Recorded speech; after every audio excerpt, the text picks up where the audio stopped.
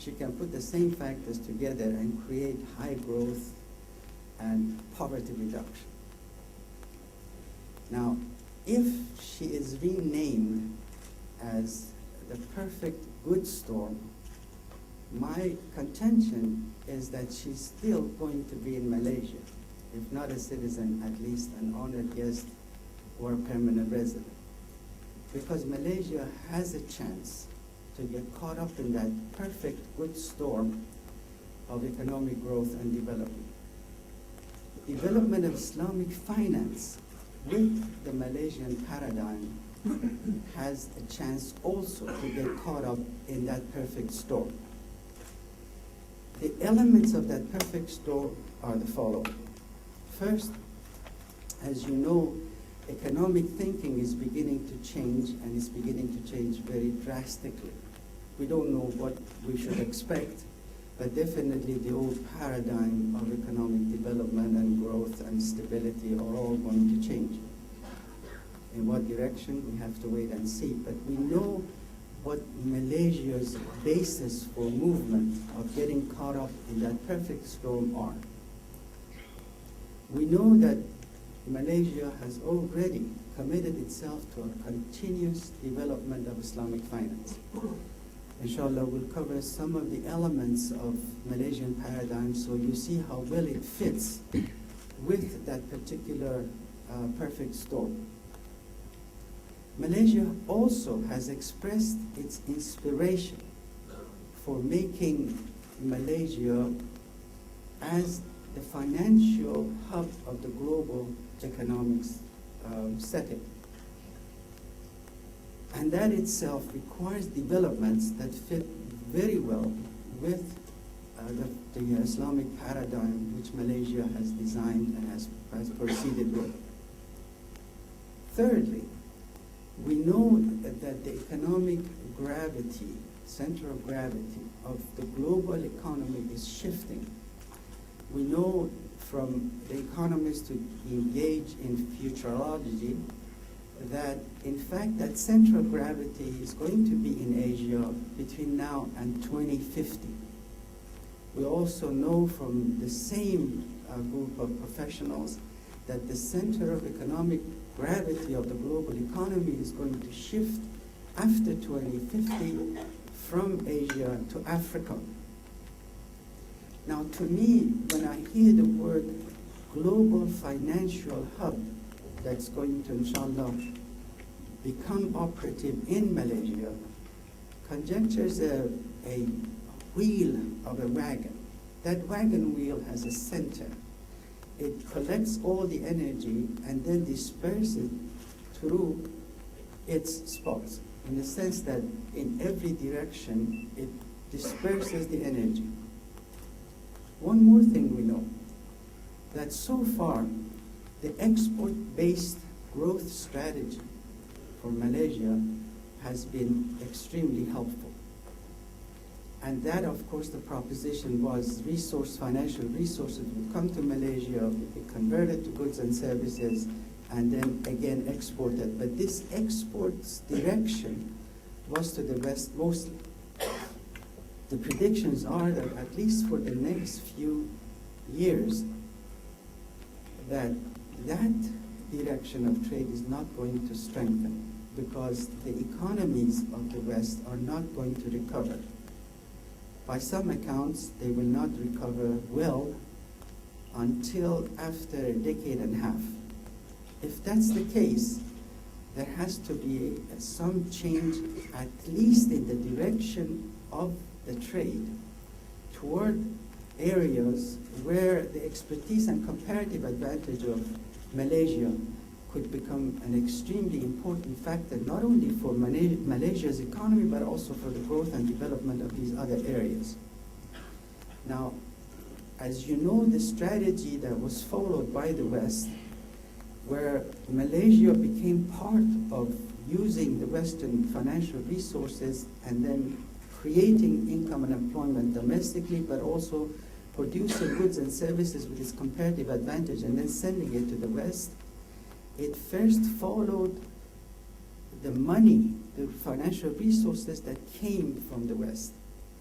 if Malaysia develops its trade in a different direction to developing countries, then it will have to follow that with financial resources. Where is it going to come from?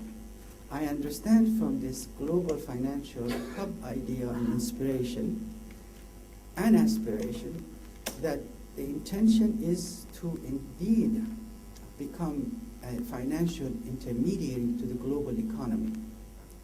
As far as we know, the oil prices are not going to go down, they are going to continue to increase. So there is going to be a surplus revenue for the countries that are producing oil. And oil producers traditionally have not used the resources for their own development or the areas where they're located. And they have always sent it out, mostly at least, most of those resources have found their way to the international financial centers. Malaysia becoming a financial hub of the global economy will then attract these resources here. And then it can disperse it to the rest of the developing world along with its technological advancements and along with the product comparative advantage to do what it itself did for itself with these countries. Again, in order to do that, Malaysia has to develop its financial sector, because without developing the financial sector, it isn't going to happen that Malaysia can in fact become the global hub of international system. Now we also know that from empirical and theoretical studies of risk sharing, Malaysia and Indonesia within the 10 countries of East Asia have the lowest risk sharing parameters in the world.